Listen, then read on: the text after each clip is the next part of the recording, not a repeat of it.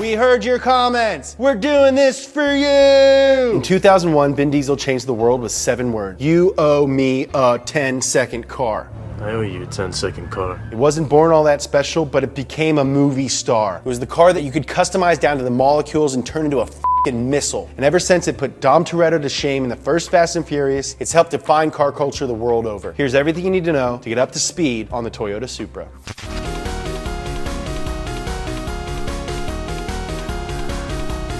Before it was anything, it was a pony car. In 1964, Ford came out with the Mustang and launched the pony car craze. Stylish, mid-priced sedans with big engines. After a while, Toyota wanted in.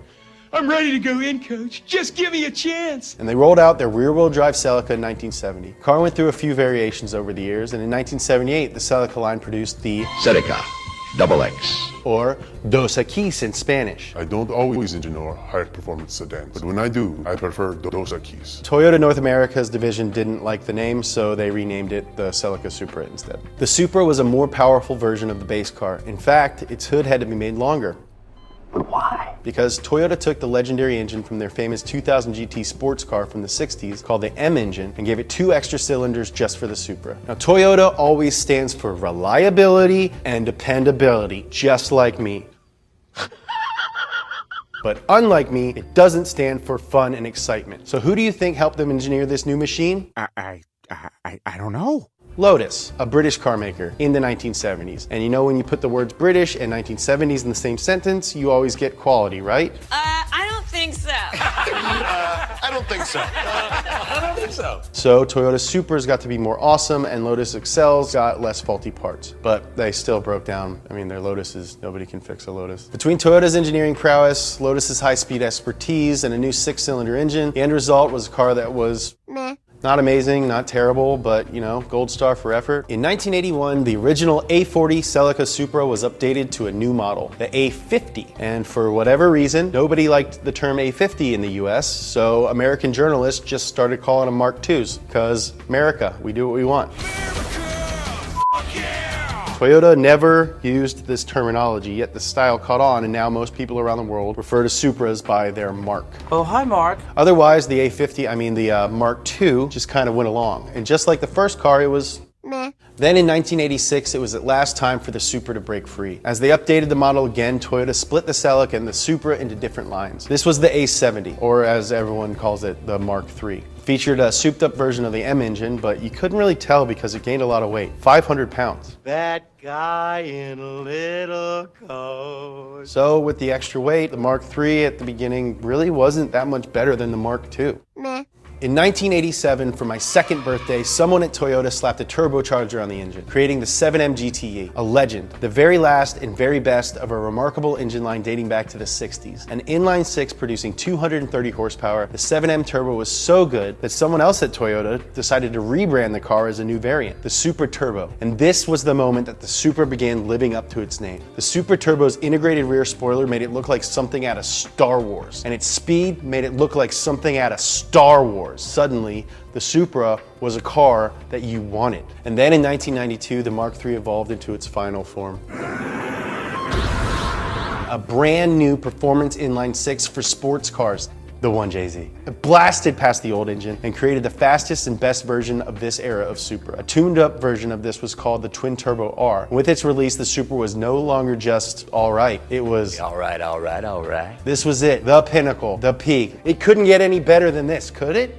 Oh, you betcha, yeah. Enter the A80, better known as the Mark IV. First released in 1993, the new Supra ditched the boxy looks of the 1970s and went with a sleek, sexy blend of aerodynamics and awesome. It looks like Joe Camel had a baby with a penis. It was even more powerful than the old car, and Toyota body shamed it into losing some weight, for a total loss of over 200 pounds. Lighter and more powerful, the already pretty great Supra was now f***ing awesome. And so it was official. The Mark IV Supra was the slowest car in the world. That doesn't make any goddamn sense. According to Car and Driver magazine, the Supra had the most powerful brakes and best stopping distance of any production car between 1997 and 2004. That's 7 f***ing years. I mean, something else happened in that time. Oh yeah, the 2JZ. Ever heard of it? It's like one of the best engines ever. Now the 2JZ is a more powerful version of the 1JZ, and it was indestructible. That meant that any mechanic who knew what he was doing could swap out a few parts, crank up the boost. It wasn't long before people were starting to talk crazy horsepower numbers, like 800 horsepower. Just for reference, Ayrton Senna's Formula One car that year made 710 horsepower. Out of all the engines ever made, few are easier to modify and tune than a 2JZ. With the incredible engine, better turbos, Toyota's first 6-speed gearbox, it went like a bat out of hell, turned on a dime, rode pretty comfortably, had 4 seats, looked good, and those awesome brakes that I mentioned before. Oh, and it was reliable because Toyota. The latest Supra was well and truly the greatest. You could give Porsches and Aston Martins of the day a run for their money for half the cost. Did I mention 2JZ? Are you guys even listening to me? It got so famous that it became a movie star, literally. Alongside supporting cast Vin Diesel and Paul Walker, it got the lead role in the original Fast and Furious. More than any other single factor, the Supra's starring role turned an entire generation onto the Japanese sports car scene and car culture in general. I mean, without this car, I wouldn't have a job. Thanks for proving my dad wrong, Supra. The Mark IV Supra was a legend, an icon, just like me. Even the Supra, as spectacular as it was, couldn't convince people to fork over their money. Toyota pulled the Supra off the floor in America in 1998 and ceased sales around the world in 2002. The Supra was just too good for this world. Goodbye, my love. But over the years, a chosen few have kept the dream alive. Tuners continue to find, mod, and sell Supras, which have quietly turned the 20-year-old car into one of the most in-demand vehicles on the second-hand market. A mint-condition Mark IV can sell for 6 figures today, even though it only cost around $40,000 back when it was new. So if you have an old one lying around, you could be rich and not even know it. But why would you sell it? It's not like they're making any more. Or are they? It is the worst kept secret in the industry right now. Toyota and BMW have formed an alliance to build a new sports car platform that they can both use. And Toyota, rumor has it, wants a Supra. Some say it could even be a performance hybrid, like a miniature 918. If so, then the Supra will once again be breaking barriers, bringing hypercar performance and ideas to the masses.